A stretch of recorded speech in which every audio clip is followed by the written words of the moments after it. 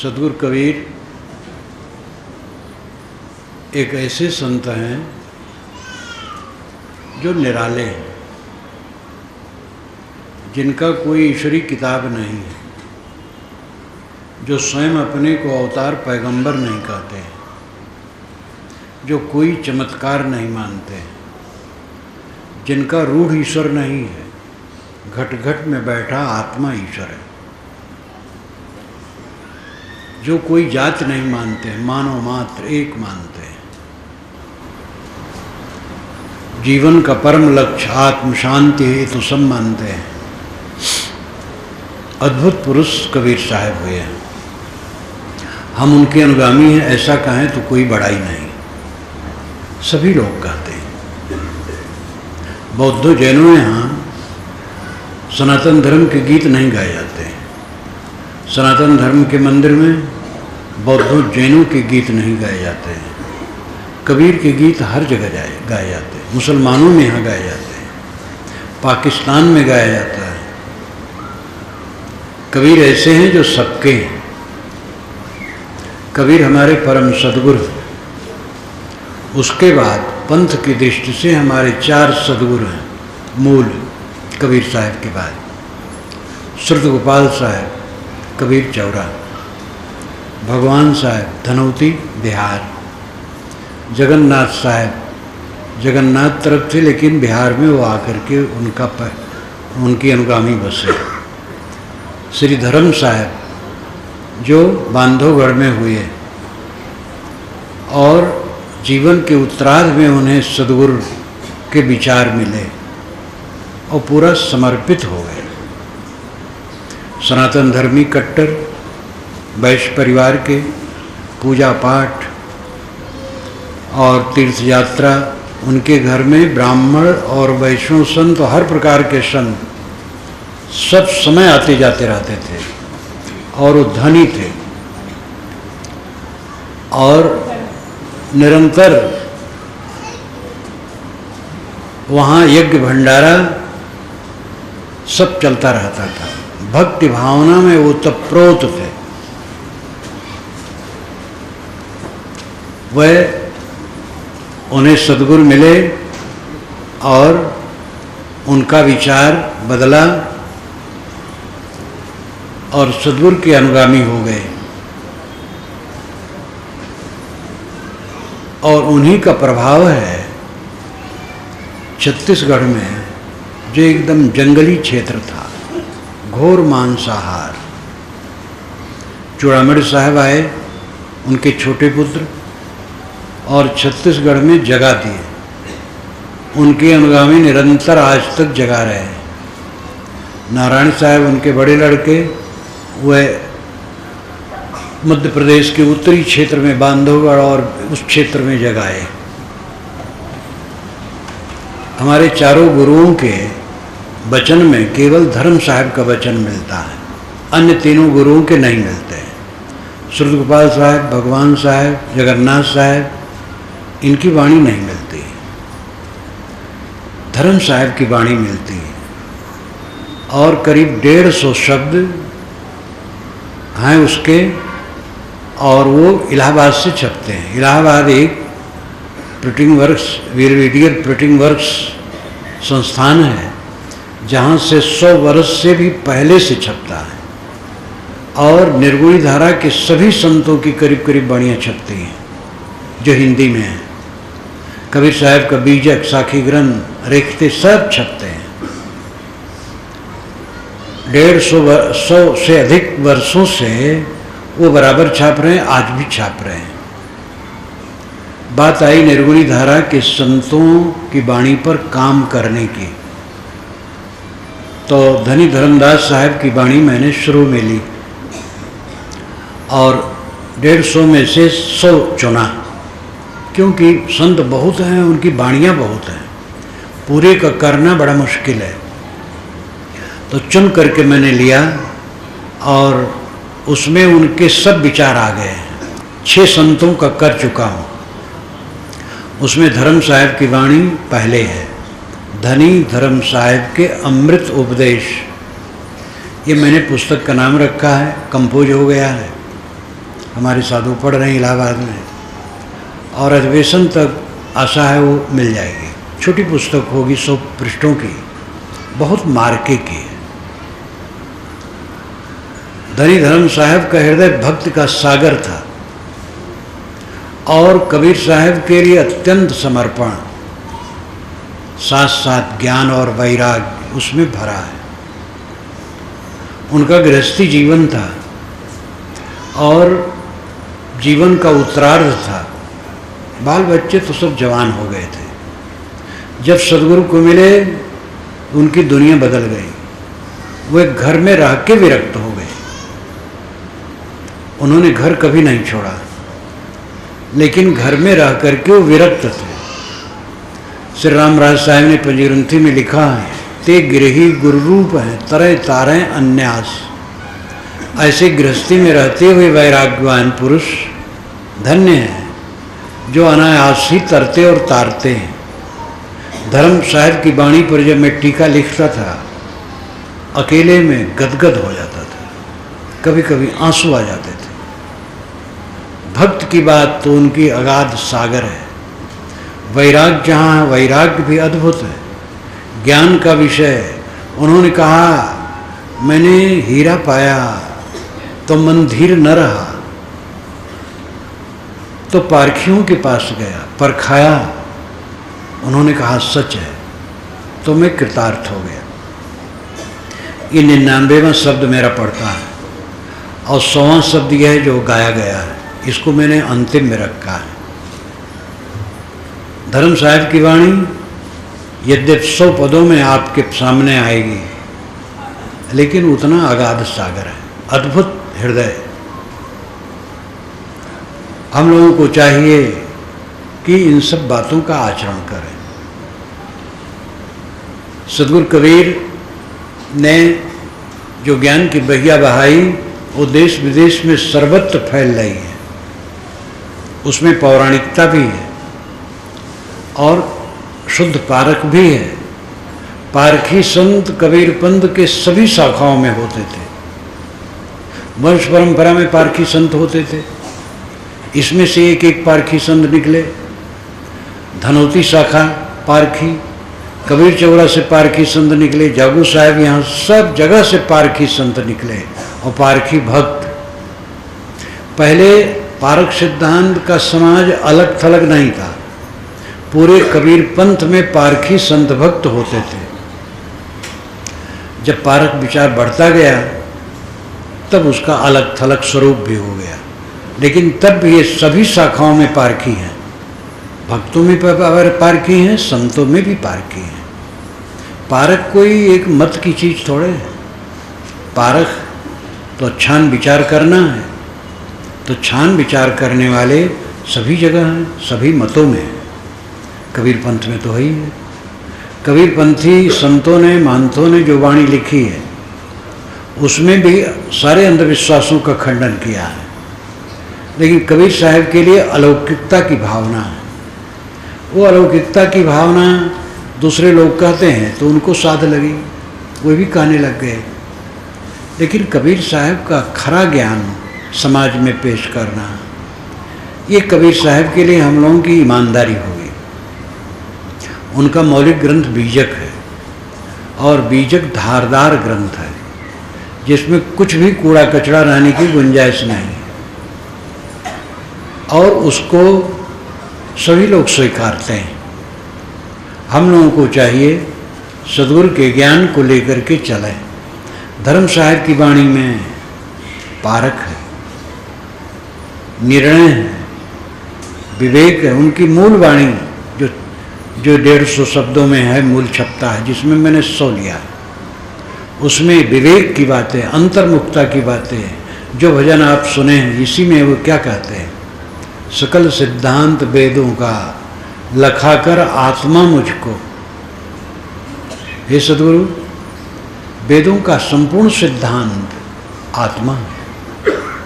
कबीर साहब का तो आत्मा ही है, उसको तो कई बार कहे, लेकिन वेदों का भी यही है, वे वेदों का समन्वय करते हैं। धर्म साहब ऐसे महापुरुष थे, वे समन्वयवादी थे।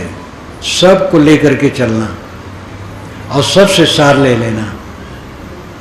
उनकी एक पंक्ति में ही काफ़ी है, सकल सिद्धांत वेदों का लखाकर आत्मा मुझको, जन्म और मरण के दुख से छुड़ा दोगे तो क्या होगा। जैसे कोई बच्चा माँ से कहे, माता हमें दूध पिला के तो क्या होगा, क्यों नहीं पिलाती हो, पिला दोगे तो क्या होगा। लुरिया है, अवधी भाषा में लुरियाना कहते हैं, यहाँ कहते हैं कि नहीं पता नहीं। मुझे ग्रामीण भाषा का ज्ञान अवधि का है, क्योंकि वहीं 20 वर्ष ये चला है। छत्तीसगढ़ तो भी बाहर बाद में आया हूँ 21 वर्ष के बाद, तो यहाँ की बात तो मैं छत्तीसगढ़ी जानता हूँ अलवा जलवा, लेकिन बोलता नहीं हूँ क्योंकि अशुद्ध हो जाएगा। तो लेकिन यहाँ की बातें मुहावरा में, कहावतें में भी जानते हुए कह नहीं पाता हूँ, वहाँ की कह पाता हूँ।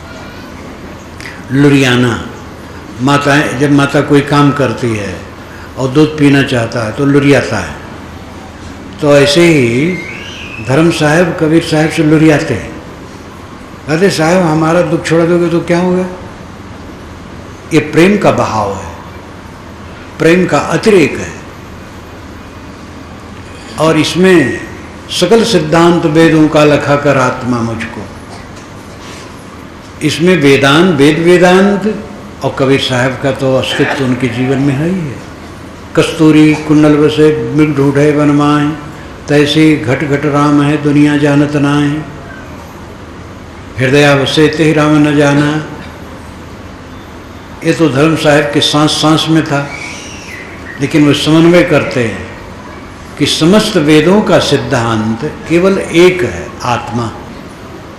उसका बोध हमें दे देंगे, प्रबल तैत्राप की अग्नि को बुझा दोगे तो क्या होगा। एक एक वचन उनके हैं, विष की लहर उठत घट भीतर, अमृत बोध चुआए दीजो नाय, गुरपैया लागो नाम लखाए दीजो नाय।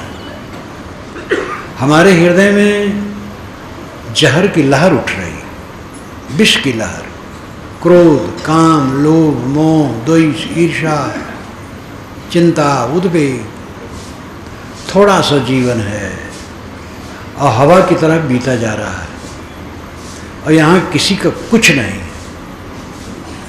जो हमें प्राप्त है सब का सब झूठा है, लेकिन हमारे आंखों में अविद्या की पट्टी बांधी, हम देख नहीं पाते। साहब कहते दादा बाबा और परपाजा जिनके यह भूई भाड़े हो, आंधर भय हिव की फूटी तिनका है सब छाड़े हो। इस संसार सार को धंधा अंत काल कोई नाही हो, उपजत बिनसत बार न लागे जो बादर की छाई हो। नाता गोता कुल कुटुंब सब तिनकर कौन बढ़ाई हो, कहें कबीर एक राम भजे बिन बूढ़ी सब चतुराई। दादे बाबे परबाजे सब चले गए, उनका कुछ नहीं रहा। 100 वर्ष के पहले का मनुष्य कहाँ है, 200 वर्ष के पहले का कौन है। हम लोग बैठे हैं, एक सपना है। ये सारे चेहरे कुछ ही दिन में सब के सब खो जाएंगे। इतनी झूठी दुनिया जहाँ किसी का कुछ नहीं है, वहाँ लोग भाई के हक को मारते हैं, भतीजे के हक को मारते हैं, व्यभिचार करते हैं, हत्या करते हैं, चोरी करते हैं, पर स्त्री पर कुदृष्टि करते हैं, पर पुरुष पर कुदृष्टि करती हैं, ईर्ष्या करते हैं, गाली देते हैं, निंदा करते हैं, कटु कहते हैं, नरक करते हैं अपना, और किसी का कुछ नहीं।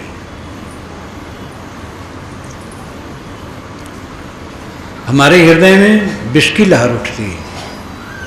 हे सद्गुरु, अमृत की बूंद चुआ दीजिए। धर्म साहब का हृदय इतना साधना में, इतना भक्तिमय था, इतना ज्ञान वैराग्यमय था कि वहाँ से जो स्रोत फूटे हैं अद्भुत है। मैं तो उनकी वाणी पर टीका लिखते लिखते भाव विभोर हो जाता था। अभी जो साधु वहाँ पढ़ रहा है, फ़ोन किया है कि साहब जो आपने उसमें विशेष लिखा है भावार्थ के बाद, उसमें धर्म साहब के लिए जो आपका हृदय उमड़ गया है, बड़ा अद्भुत लग रहा है। मैंने कहा भाई वैसे उनकी वाणी है, वैसे उनका जीवन है, तो सबके अंदर में जहर विष की लहर उठती है। सदगुरु अमृत की बूंद चुआते हैं। हमें ऐसा करना चाहिए कि जहर मिट जाए, विष मिट जाए, ये जीवन की सफलता है। विष लिए लिए जीवन जिए, क्या जीवन है। ईर्षा कर रहे हो, पत्नी की ईर्षा, पति की ईर्षा, पुत्र की ईर्षा, भाई की ईर्षा, गुरु शिष्य की ईर्षा, गुरु भाई की ईर्षा, पड़ोसी की ईर्षा कर रहे हो। नरक है कि स्वर्ग है। दूसरे को हक मार रहे हो, दूसरे की बुराई कर रहे हो, दूसरे की निंदा कर रहे हो, नरक में जी रहे हो। हमें देखना चाहिए हम कितने समय नरक में जीते हैं और कितने समय स्वर्ग में जीते हैं। ज्ञानी तो हम बहुत हैं, किसी को कह दो तुम अज्ञानी हो, लाल हो जाएगा। लेकिन सच्चे ज्ञानी को कह दो तुम अज्ञानी हो, वो सिर झुका लेगा। जो कुछ हम जानते हैं वो ज्ञान काम नहीं करेगा, जो हम अपने अज्ञान को देखते हैं वो काम करेगा। हम इतना पाठ करते हैं, इतना याद किए हैं, इतने विद्वान हैं, हमने बहुत पुस्तकें लिख डाली हैं, लोगों का कल्याण उससे हो रहा है, लेकिन अगर मैं अपनी दशा में न रहूं तो मेरा कल्याण नहीं होगा। इसलिए हमारा ज्ञान काम नहीं करेगा, हमारा अपना अज्ञान देखते रहना काम करेगा। हम अपने अज्ञान को निरंतर देखते रहें। हम लोग साधु वेश धर लिए हैं, महात्मा हैं, गुरु हैं, घमंड में पड़ गए, भूल गए। ये साधु वेश जो है गुरु ने मृत चिन्ह दिया है कि तुम मर गए। साधु मर गया है दुनिया से, वो मर जाए।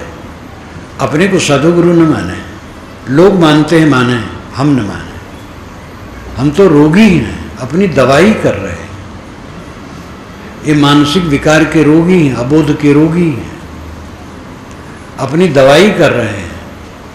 हम दवाई कर रहे हैं, लोग पूज रहे हैं, और हम पूजाई में भुलाए गए कि हम बड़े गुरु हैं, हमारी महिमा होनी चाहिए।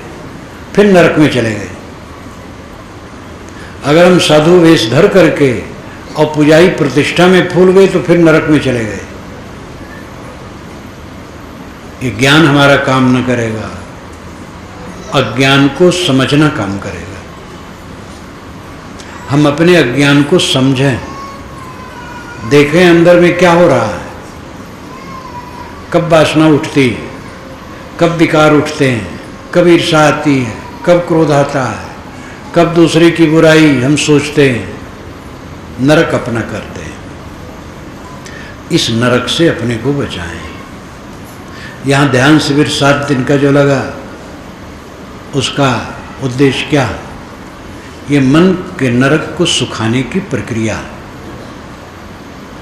सादा भोजन रोज मिलता था, आज हो सकता है भंडारा के रूप में हो तो चोक चटकार सब्जी में हो। भक्तों के लिए लोग ऐसा बना देते हैं। मैं तो कहता हूँ सबके लिए सादा बनाओ, भगत लोग सीखें तो सादा खाना। ये लोग मिर्चा खा खा करके खराब कर रहे हैं, लेकिन आप लोगों के लिए मुलहिया करते हैं, थोड़ा चरफरा बना देते हैं जिससे जीभ छौंक ले। सादा भोजन, मौन, 4 बार बैठना 2-2 घंटे, सत्संग का वातावरण और प्रकृति भी बढ़िया वातावरण किए हैं। इस सब में अपने को शोधो, अपने मन के विकारों को छीण करो। हमारा संबंध जगत से मन द्वारा होता है। मन अगर शांत हो जाए तो जगत हमारे लिए खो गया। ध्यान दीजिए, आप सुसुप्ति अवस्था में क्या जानते हैं? गाढ़ी नींद में कुछ नहीं जानते। जागृत अवस्था में जगत को जानते हैं, स्वप्न अवस्था में जगत के आभास को जानते हैं। सुषुप्त में जगत के अभाव को जानते हैं। जागृत का ज्ञान हमारा भावात्मक होता है, स्वप्न का भाषात्मक होता है और सुषुप्ति का अभावात्मक होता है। हम तीनों समय में, तीनों अवस्थाओं में जानते हैं। जागृत अवस्था में भावात्मक ज्ञान है। भावात्मक का मतलब है सत्तात्मक। जैसे ये नवापारा कबीराश्रम का सभागार है, बाहर और भीतर संत भक्त बैठे हैं, इसकी सत्ता है, ये भ्रम नहीं है, बैठे हैं, सच है, ये भावात्मक ज्ञान है। लेकिन अभी हम लोग सो जाएं तो अलग अलग स्वप्न होंगे। कोई शहर में होगा तो कोई जंगल में होगा, कोई नदी किनारे होगा, कोई कहीं होगा, और वो सब कुछ नहीं होगा, केवल आभास होगा। हम रेलवे लाइन के किनारे हैं, गाड़ी धड़धड़ा के जा रही है, लेकिन सपना में दिखता है कुछ नहीं। वो आभासात्मक ज्ञान है स्वप्न का। और जब गाड़ी नींद में चले गए तब कुछ नहीं जानते, ये अभावात्मक ज्ञान है, कुछ नहीं जाना। आत्मा में जगत नहीं है, तीनों काल में नहीं है। वेदांती कहते हैं जगत तीनों काल में नहीं है।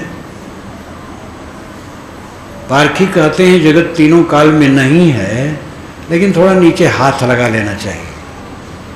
ये कहानी उत्तर प्रदेश में चलती है कि भैया तीतर मैंने देखा, इतना ऊंचा ऊंचा तीतर। तो कोई इतना बड़ा तीतर कहाँ होता है? कह रहे नीचे हाथ अभी नहीं लगाया।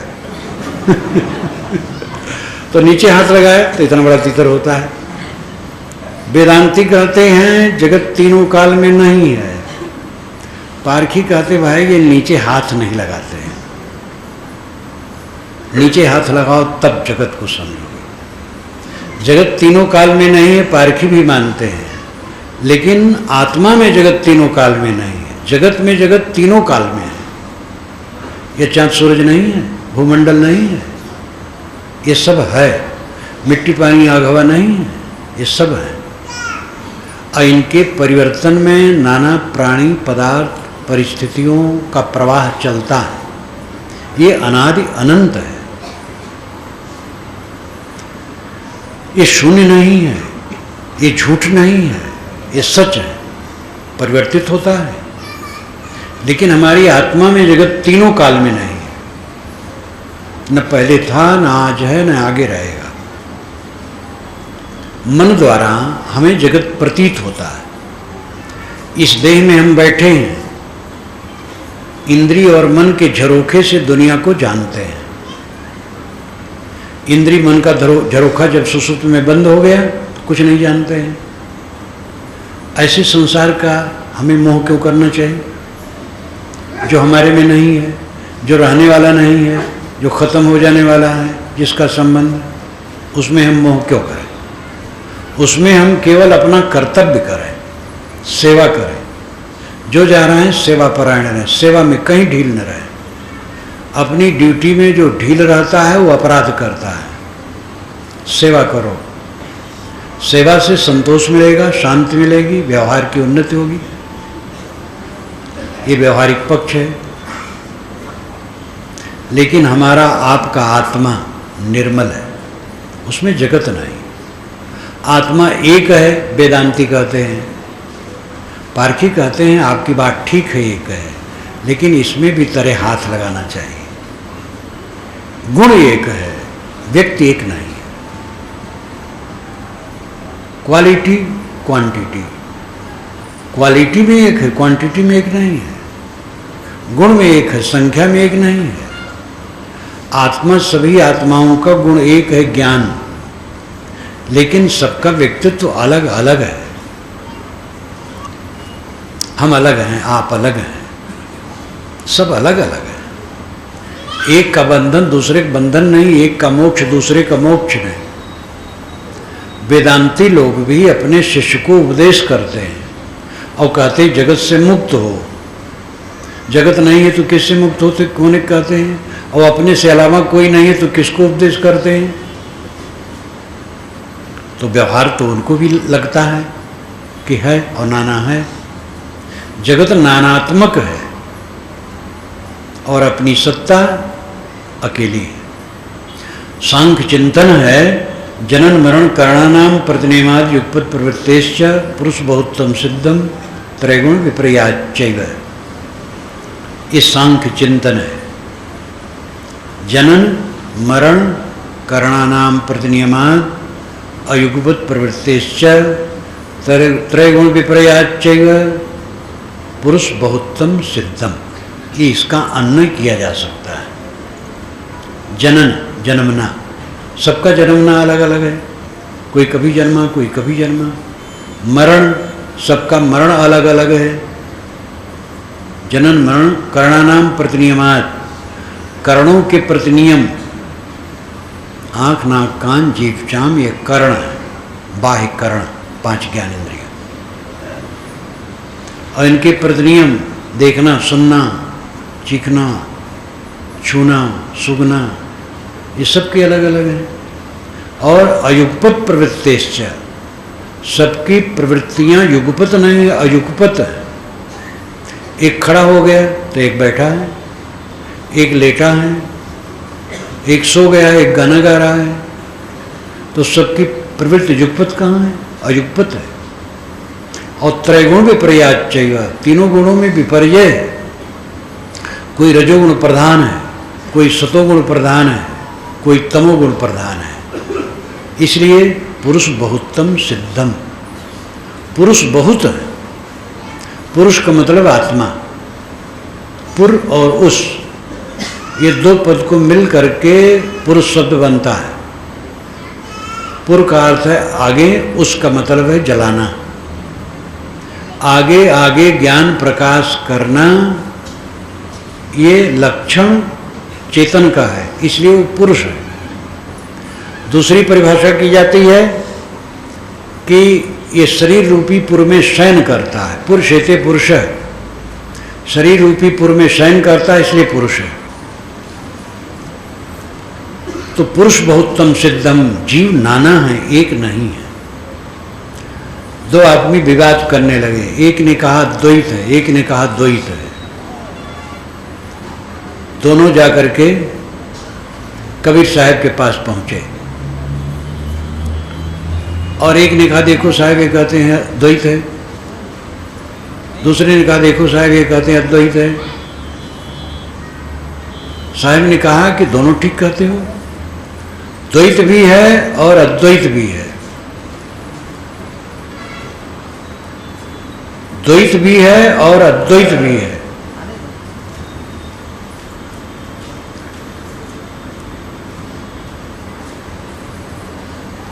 ये जगत द्वैत है, नाना है, अद्वैत कहाँ है? हम अलग हैं, आप अलग हैं। लेकिन जब साधक समाधि में गया और संकल्प शांत हो गए तो वहाँ द्वैत कहाँ है? संकल्पों से हम दुनिया को जानते हैं, संकल्प ही शांत हो गए, दुनिया का जानना खत्म हो गया। किसी को इस प्रकार समाधि न लगती हो तो सुषुप्ति से तो समझ सकता है। रोज सुषुप्ति में आप जाते हैं, सुषुप्ति में द्वैत कहाँ रहता है? सुषुप्ति में तो केवल आत्मा रहता है। सुषुप्ति का अर्थ होता है अपने को पाना, स्व अपीत सुषुप्ति। सुषुप्ति शब्द में 2 पद है, स्व और अपीत। स्व का अर्थ है खुद, अपीत का अर्थ है पाना, अपने को पाना सुषुप्ति है। जागृत में हम प्रपंच को प्राप्त होते इसलिए परेशान रहते हैं, स्वप्न में प्रपंच के आभास को प्राप्त होते उसमें भी परेशान रहते हैं, और सुषुप्ति में हम अपने को प्राप्त होते इसलिए कोई परेशानी नहीं। वह धन्य है जो जागते जागते सुषुप्त है, जागते जागते अपने को प्राप्त है। और सद्गुरु का यही उपदेश है, जितने स्त्री पुरुष गृहस्थ विरक्त हैं सब अपने को प्राप्त हो। आपन को आप ही बिसरो, अपने सत्य को तुम खुद भूल गए हो। जहां जहां गए अपन को खोते फंदे बहु फंदा, जहां जहां तुम गए अपन को खो दिए। अपने सत्व को खो दिए, अपनी सत्ता को खो दिए, भूल गए, चाम के मुंह में भूल गए। ये चाम देह, चाम का झोला, इसी में लोग भाग गए। प्रतिष्ठा में भुला गए, पद में भुला गए। 4 दिन की चांदनी फिर अंधेरी रात, कुछ रहने वाला नहीं, और तुम नित्य रहने वाले हो। अपने को पहचानो। आंखों से जो दिखाई देता है सब नश्वर है। गोस्वामी जी ने पूरे मानस में जहां कोई महाराज राम से मिलने आया है उसको उनकी सुंदरता में मुहा दिया है। महाराज राम बड़े सुंदर हैं, लेकिन जब उन्होंने अध्यात्म की बात कही तब कहा, गो गोचर जहाँ लग मन जाई, सो सब माया जाने भाई।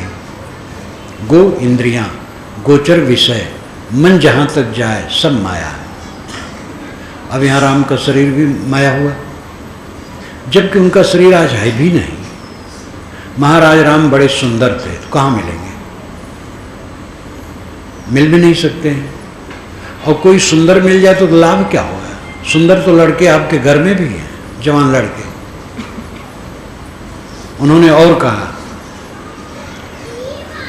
देखी सुनी गुनी मनमाही, मोह मूल परमारथ नाही।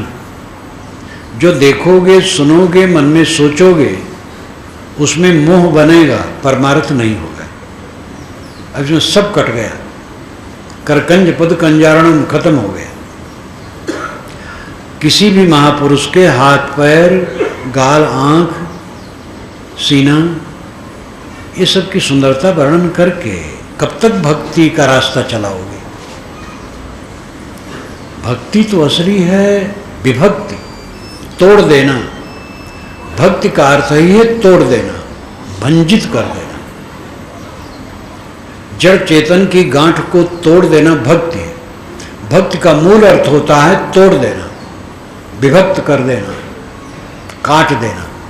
जो जड़ चेतन का संबंध, इसको काट देना, यह भक्ति है। लेकिन ये भक्ति में तुरंत लोग नहीं पहुंच सकते हैं। स्वामी शंकराचार्य ने भी कहा है, मोक्ष कारण सामग्र्याम भक्तिरेव गरीयसी, सुस्वरूपानुसंधानम भक्तिरित विधिहिते, आत्मानुसंधानम भक्तिरित परे यगु। मोक्ष में भक्ति सबसे मुख्य कारण है, लेकिन भक्ति की परिभाषा क्या है? स्वस्वरूपानुसंधानम भक्तिरित अविधीयते। स्वस्वरूप का अनुसंधान भक्ति कहलाती है। आत्मचिंतन, आत्मस्थित भक्ति कहलाती है। आत्मानुसंधानम भक्तिरित परे जगु। दूसरे लोग कहते हैं आत्मा का अनुसंधान भक्ति है। तो आत्मा का अनुसंधान और स्वस्वरूप का अनुसंधान दोनों एक बात है। स्वामी शंकराचार्य कहते हैं कि कल्याण में भक्ति ही मुख्य है, और भक्ति है आत्मस्थित, स्वरूप स्थित, क्योंकि उसमें जड़ प्रकृति से विभक्त हो जाता है, साधक अलग हो जाता है, अपने आत्मा में लीन। लेकिन यहाँ तक बाहरी भक्त के बिना नहीं पहुँच सकते हो। इसलिए पहले तो समझो ये विराट पुरुष भगवान प्राणियों का समूह परमात्मा है, प्राणी मात्र परमात्मा है। सबके प्रति सिर झुका लो, किसी की बुराई न करो, किसी को दुख न दो, सबसे सुंदर बर्ताव करो। और उसमें माता पिता आदि बड़े गुरुजन पूजनीय हैं, और उसमें भी कल्याणदाता संत गुरु, इनके प्रति श्रद्धा भावना, सेवा, समर्पण, ये भक्ति है। ये भक्ति करते करते आत्मज्ञान को समझकर आत्मा में लौटना, ये पराभक्ति है। भक्ति का संस्कृत शब्द के अनुसार, संस्कृत निष्ठ शब्द, ये व्याकरण के सम्मत शब्द है। भक्ति का अर्थ तोड़ देना, खंडित कर देना, मोह माया का जो बंधन है तोड़ देना भक्ति है। लेकिन यहाँ तक पहुँचने के लिए संत गुरु का आधार वो भक्ति लेना चाहिए। अध्ययन, मनन, चिंतन, ध्यान, तब वहाँ अंतिम भक्ति में पहुँचोगे। तो साहब ने कहा कि एक कहूँ तो है नहीं, एक कैसे कहूँ, देखो नाना लोग हैं, एक कहाँ है। लेकिन जब हम समाधि में पहुँचे, संकल्प शून्य हो गया, तो दो कहूँ तो गार, वहाँ के लिए द्वैत कहना गाली देना है। संकल्प शांत हो गए तो केवल आत्मा रह गया, अद्वैत हो गया। पारखी संत भी अद्वैत मानते हैं, लेकिन उनका अद्वैत विवेकपूर्वक है। जड़ चेतन मिला कि अद्वैत नहीं है, सब आत्मा मिला कि अद्वैत नहीं है। जड़ चेतन सर्वथा अलग अलग है, सब समय अलग अलग है, और एक जीव दूसरे से सर्वथा अलग है। संकल्प शांत हुआ, आत्मा अपने आप में स्थित हुआ, तो अद्वैत हो गया। अकेला होना अद्वैत हो गया। आप लोग यहाँ बैठे हैं, द्वैत है। आप लोग सब चले जाए, मैं अकेला रह गया, अद्वैत हो गया। संकल्प शांत हो गए तो जगत रहा ही नहीं। संकल्पों में जगत है, मन में जगत है, मन शांत हो गया, जगत शून्य हो गया हमारे लिए, तो अद्वैत हो गया। ये परमार्थ है। और रोज रोज हम सब नींद में जाते हैं, इसका अनुभव करते हैं, लेकिन ये अनुभव कोई काम नहीं देता है। जब इससे हम सीख लें और जागते जागते ध्यान के अभ्यासी बने और मन को शांत करने का अभ्यास करें, और जागते जागते मन को शांत करके अपने आप में स्थित हों, तब बेड़ा पार होगा। स्वामी शंकराचार्य ने भी विवेक चूड़ामणि में कहा है, लिखा है कि ब्रह्म ब्रह्म कहने से मोक्ष नहीं होगा, दृश्य का अभाव हुए बिना मोक्ष नहीं होगा। मन में दृश्य भरा है, दुनिया भरी है, धाएं धाएं करके दिमाग में दुनिया नाच रही है, मोक्ष कैसे होगा। हमारी दुनिया मन की शांत हो जाए, और इसके लिए रजोगुण शांत करना होगा, तमोगुण शांत करना होगा, सतोगुण को भी शुद्ध करके रखना होगा, अहंता ममता मिटाना होगा। जितनी अहंता ममता मिटेगी उतनी ये दशा आएगी। सुबह मैंने कहा था कि अमृतत्व को प्राप्त करने के लिए मरना जरूरी है। अगर अमरता चाहते हो तो मर जाओ। मर जाने का मतलब अहंकार शून्य हो जाओ। मस्तराम मुर्दे से पूछे, मुर्दा कुछ बतलाओगे? मुर्दा में से मुर्दा बोला, मर जाओ सुख पाओगे। मस्तराम लेटे थे, मुर्दा पड़ा था। मस्तराम ने कहा, मुर्दा राम कुछ मुझे सीख दोगे? मुर्दा ने कहा, जरूर। मैं मर गया, चिंता रहित हो गया, तुम भी मर जाओ। तो यहाँ मर जाने मतलब जहर खाना नहीं, अहंकार मर जाए।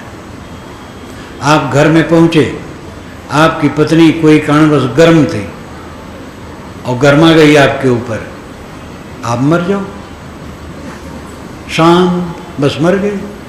वो बेचारी कब तक बोलेगी? ज़्यादा बोले तो हाथ जोड़ लो, देवी और गाली दो, तो बेचारी और ठंडी हो जाएगी। ज़्यादातर तो आप लोग गरमाते हैं, देवियाँ कम गरमाती। अगला गर्म है, हमें शांत हो जाना चाहिए। हमारी गर्मी हमारे मोक्ष में बाधक है। हमारा अहंकार हमारा शत्रु है, लेकिन वो बहुत प्यारा है। यही हमारी घोर अविद्या है, और इसी अहंकार के कारण हम जगत में नाच रहे हैं, नाक रगड़ रहे हैं। जरा करके देखो, एक दिन, पूरा दिन सुबह संकल्प कर लो, मैं आज बिल्कुल निर्माण रहूँगा। माता पिता से तो रहूँगा ही, पत्नी बच्चों से रहूँगा, सबसे निर्माण रहूँगा। मीठा वचन बोलूँगा, अहंकार दुश्मन को आने नहीं दूंगा सामने। एक दिन का अभ्यास करो, देखो कितने शीतल हो जाओगे। और इसमें मान लेना कि व्यवस्था हमारी गड़बड़ हो जाएगी, ये भी केवल अहंकार है। विनम्रता से व्यवस्था और मीठी होती है। नौकरों से भी विनम्रता की बात करो। हमारे भारत देश में बहुत बड़ी त्रुटि है कि नौकर की इज्जत नहीं मानी जाती है। हमारे यहाँ के लोगों ने यूरोप इत्यादि से ज़्यादा सीखा क्या है? सिगरेट पीना, शराब पीना, खड़े खड़े पेशाब करना। लेकिन वे लोग अपने नौकर को मित्रवत उनके साथ व्यवहार करते हैं। काम करेंगे जो जैसे है काम कर रहे हैं। काम करने के बाद जब साफ सुथरे होके आए साथ में बैठ कर खाना खाएंगे। नौकर को मित्र की तरह वो बर्ताव करते नौकर से। हमारे यहाँ धनी लोग के घर में जब 4 लोग बाहर से आ गए तो वे नौकरों को गाली दे दे करके पुकारते हैं। ये अपना रोब जमाते हैं कि लोग समझेंगे बड़े रोगीले हैं, लेकिन जो समझदार है समझेंगे महामूर्ख है, चाहे कितना बड़ा पूंजीपति हो। विनम्रता, मीठा वचन, सरल हो जाओ। परम सुख चाहते हो तो विनम्र हो जाओ। सब ते लघुता भली, लघुता ते सब होए, जस द्वितीया को चंद्रमा शीस नवे सब कोए। सबसे भली बात क्या है? लघुता। द्वितीया के चंद्रमा को सब सिर झुकाते हैं, पूर्णमासी को नहीं। द्वितीया का चंद्रमा निरंतर चमकता चला जाता है, पूर्णमासी का चंद्रमा अभागा अब रोज काला होता चला जाएगा, और द्वितीया का चंद्रमा रोज चमकता चला जाएगा। उदाहरण देने के लिए होता है, कहीं पूर्णिमा का महत्व, कहीं द्वितीया का महत्व। विनम्रता के लिए द्वितीया का महत्व है। विनम्र बनो, अहंकार शून्य बनो। गृहस्थी में, विरक्ति में, जहाँ भी हैं हम मनुष्य हैं, उन मनुष्यों के साथ सुंदर बर्ताव करो। सबके स्वभाव में अंतर होता है, उनको सुधारने की चेष्टा करो, डांटने की नहीं, खफा होने की नहीं, सुधारने की चेष्टा करो। उनको अवसर दो कि वो अपने को सुधारे। जो हठी है, नहीं सुधारता है, उसकी बात अलग है। ऐसे आदमी कम होते हैं। ज़्यादातर तो आदमी से भूल होती है, और सबसे ज़्यादा भूल हमसे होती है, ये मानना चाहिए। तो हमारी गर्मी ठंडी होगी, हम तो माने रहते हैं, हमसे भूल नहीं होती है, दूसरे से भूल होती है। अब ऐसा मानने वाला महाभुलक्कड़ है। हम सब भूले हैं, अपनी भूल को देखें, दूसरे भूल की क्षमा करें, उनको आत्मसात करें, उनको सुधारने का रास्ता दिखाएं। प्रेम की गंगा घर में बहनी चाहिए। प्रेम पाट का चोलना पहिर कबीरू नाच, पानिक दीन हो ताश को जो तनमन बोले साँच। साहब कहते, ऐ लोगों, अपना नाम अन्य पुरुष के रूप में रख करके कहते हैं, प्रेम पाट का चोलना पहिर कबीरू नाच। मध्यम पुरुष के रूप में कहते हैं, तुम ऐ लोगों, ऐ कबीरों, प्रेम पाट का चोलना पहन करके नाचो। यानी सारा काम प्रेम पूर्वक करो। माताएं प्रेम पूर्वक भोजन परोसें, प्रेम पूर्वक भोजन बनाएं। समझे भगवान भगवती को भोग हमें लगाना है। ऑफिस में प्रेम पूर्वक काम करो, विद्यार्थी को प्रेम पूर्वक पढ़ाओ, शौचालय प्रेम पूर्वक साफ करो, सारा काम प्रेम पूर्वक करो। साहब ने कहा है, जो कुछ करो सो पूजा। मैं जो करता हूँ पूजा है, सारा काम पूजा बन जाए, इतना हमारा पवित्र जीवन होना चाहिए। धन बढ़ने से सुख न मिलेगा, अनुगामी बढ़ने से सुख न मिलेगा, विद्या बढ़ने से सुख न मिलेगा, और ये बहुत ज्ञान बढ़ जाने से भी सुख नहीं मिलेगा। सुख मिलेगा जब मन का कचरा दूर होगा। बुनियादी चीज मन का कचरा। हम अपने मन के कचरे को धोएं, अपने को निर्मल करें। आध्यात्मिक उन्नति तब होगी जिनके बीच में हम रहते हैं वहाँ समरसता हो। आपका अध्ययन और ध्यान क्या काम करेगा? जब आप अपने साथ वालों को देख करके कुढ़ते हैं और कट बोलते हैं और दुर्व्यवहार करते हैं, छल छल भी करते हैं, उनको धोखा भी देते हैं, उनके हक को भी मारते हैं, तो ये ज्ञान क्या करेगा? क्या करे? नमाज जबान भाई बिगड़ी, जबान बिगड़ी तो नमाज क्या करेगी? इसलिए आमूलचूल अपने को पवित्र करने की प्रक्रिया में लगना चाहिए। सदगुरु कबीर और दुनिया के सभी संत, वेद शास्त्र औलिया पीर सब का यही मत है, चित्त निर्मल करना। चाहे वेद पढ़ो, चाहे बाइबल पढ़ो, चाहे कुरान पढ़ो, चाहे जिंदावेस्ता पढ़ो, चाहे त्रिपिटक बौद्धों का पढ़ो, चाहे जैनों का आगम ग्रंथ पढ़ो, चाहे बीजक पढ़ो, चाहे और गुरबाणी पढ़ो, सब जगह का स्वर एक है, इसमें दो मत नहीं है। साहब ने कहा है समझे की गति एक है, जिन समझा सब ठौर। कहाँ कबीर ये बीच के बल कहीं और की ओर। जितने समझदार हैं सबकी दशा एक है, ये बीच के लोग बकवास करते हैं। सांप्रदायिक भेदभावना नहीं रखना चाहिए, अपने अपने संप्रदाय से लोग चलें और दूसरे के संप्रदाय का आदर करें, अपने ढंग से पूजा उपासना करें और दूसरे की पूजा उपासना का आदर करें। और अंततः परमात्मा, मोक्ष, कल्याण, खुदा, गॉड, ईश्वर, ब्रह्म, इन शब्दों से जिसको हम जानना चाहते हैं वह अपना अंतरात्मा। अपनी अंतरात्मा को छोड़ के कहीं परमात्मा मिलने वाला नहीं। और इसकी घोषणा ऋषियों ने हजारों वर्ष पूर्व कर दी है, अहम ब्रह्मास्मि, मैं ब्रह्म हूं। सदगुरु कबीर ने यही बारंबार कहा, नर नारायण रूप है तुझे न जाने दे। इसलिए अपने को पहचानो, अपने को सुधारो। जीवन थोड़ा है, आजकल में खो जाएगा।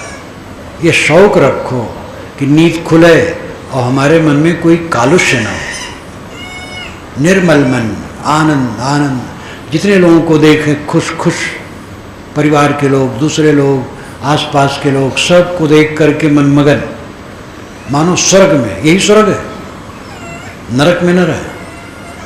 और फिर आगे उन्नत करें आध्यात्मिक, और अंतिम काम करें आत्मलीनता। आत्मलीन हो चाहे न हो, ये शरीर लीन हो जाएगा आजकल में। इसलिए आत्मलीनता की तरफ सबको चलना चाहिए।